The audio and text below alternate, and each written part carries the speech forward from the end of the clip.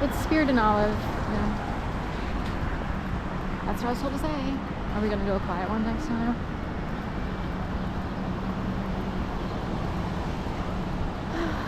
The Rot Burger. Oh, the Mott Burger. The Mott, like Mott. Is this vegetarian? Lamb chops and then the Mott Burger, like Mott's applesauce. I'm a vegetarian, so I'm not sure what's going on there because it seems like it should be vegetarian.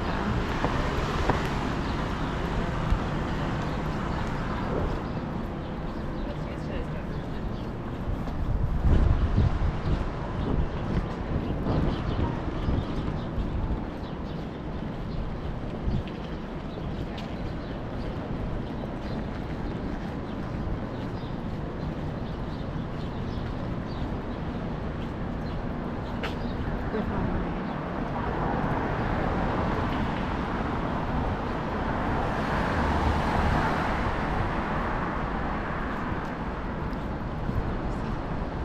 I guess your money is actually your orchard money.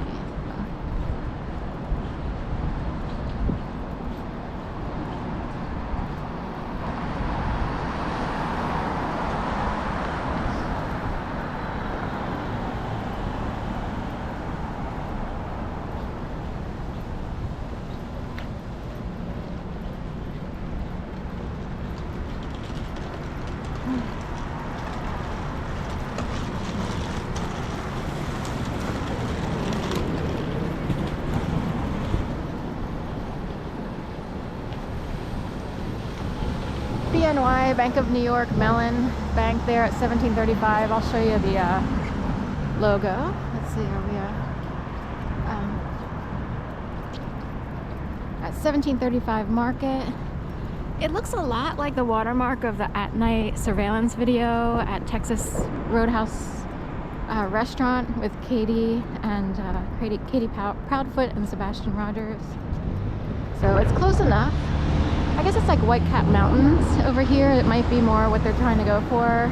I kind of forgot. I just knew that it looked, remarkably similar because they both have pyramids, as their major design. But this is a fake building, BNY. They have Fidelity in the house. I see all these people as fake working here. They have Ballard Spars probably in here, right? Decker. These are all heavily government supported and therefore not real.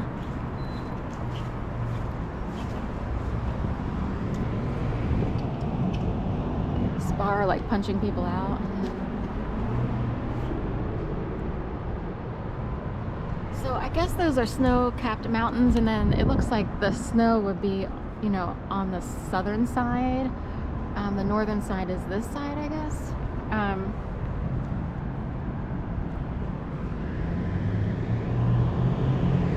I see Cracker. KPMG's in here? I didn't know that. That makes sense. So, there you go. On the top of BNY Mellon, there actually is like a pyramid light structure, and they light it up at night.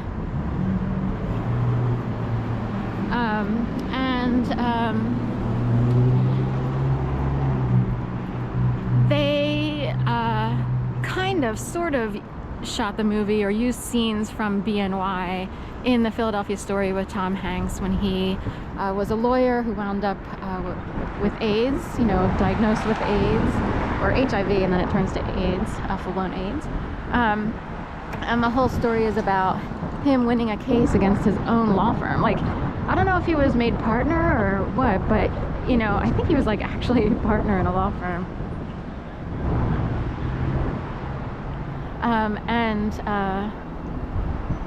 Anyway, 1770 Arch down there, and he had to fight his own employer, and that's the Philadelphia Story, and that's the building that it would be based on. Like, their law firm would have been in that building in the movie. Anyway, now what? But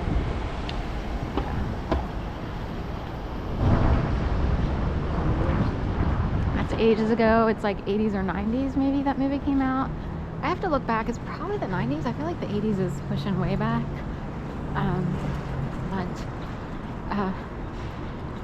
So anyway, it's probably the 90s, because the 80s is really when AIDS became a major story, but it like took a while for things to really cook up, I guess.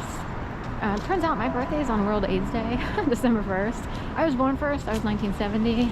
I also have O-negative blood, which happens to be immune to HIV because we have a mutated gene on our cells that slams the door on AIDS or HIV, so it can't get in. So what happens is this virus has to be allowed entry into your blood cells.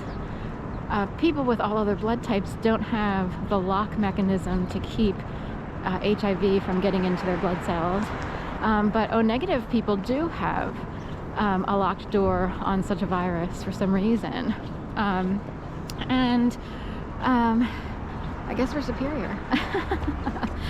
But also O-negative blood is universal, so in an emergency anyone is compatible. Like, we have to adapt and adjust to save everybody's lives. That's basically it.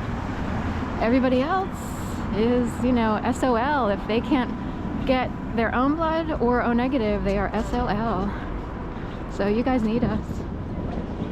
That's a fact. It made it into the New England Journal of Medicine via Smillow research over in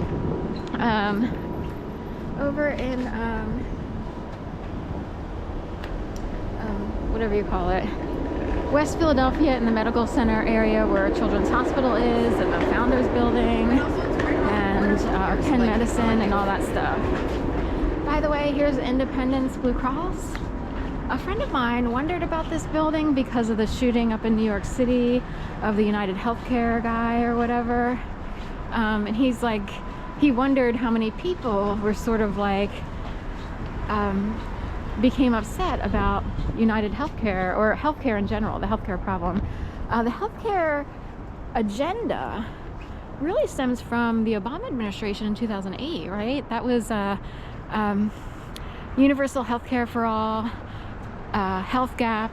That was the push back in 2008 through 2016. I've lost track of any. Remember, they had Obamacare and everything, and then it was sort of like mandated to, if you didn't have health care, you were supposed to sign up. I don't think it was really mandated. They said it was mandated, but you can't be forced. If you can't afford any health care, you can't afford it. And the Obama prices make an RIGHT. That's what I was told to do by my handler. I can hear without a phone. Locus Amastasi, you know about them too. So anyway,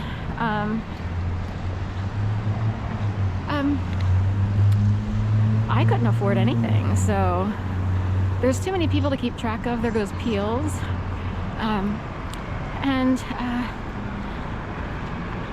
Are they going to come after all the homeless people and say, you didn't sign up for healthcare, you're going to be penalized? Okay. So anyway, the healthcare issue I thought was a dead horse. Apparently they brought it back to life with this, you know, assassination attempt or what have you. I didn't even know it was a major issue. So, okay. Keep going. They have Sebastian here, Rogers, I'm sorry, Resto.